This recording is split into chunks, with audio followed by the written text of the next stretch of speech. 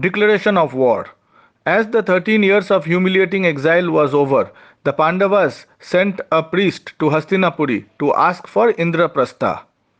Duryodhana sent him back, claiming that the 13 years of exile was not over, and since they are exposed, they have to endure 12 more years of exile. Duryodhana then sent his father's charioteer, Sanjay, as their representative to tell the Pandavas that they were not welcomed in Indraprastha and everybody has forgotten them. Rishis like Sanat and Kanva went to Hastinapuri to explain Dhritarashtra and Duryodhana that their stand was not correct and against the Dharma. They also explained that Arjuna and Krishna were Nara and Narayani reborn, and also Krishna is God Vishnu on earth and cannot be defeated in a battle. Duryodhana laughed and Dhritarashtra remained silent. So the rishis shook their head and went away in hopelessness.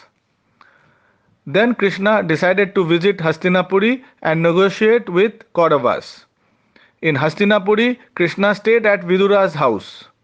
Vidura and his family were staying in Hastinapuri, but they sustained themselves on green leafy vegetables that grew in their kitchen garden. This was done by Vidura to express his disapproval of the systems followed by the Kauravas.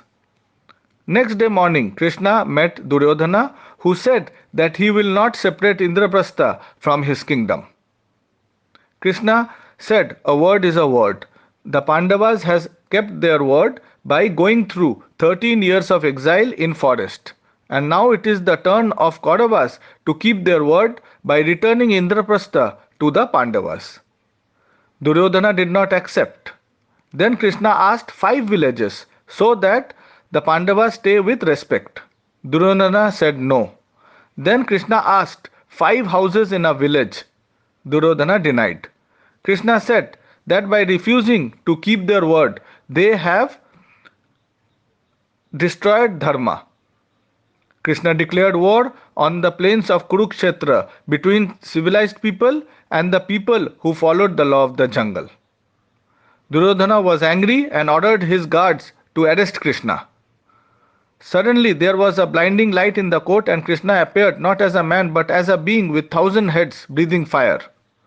His head reached beyond the skies and his legs beyond the seas.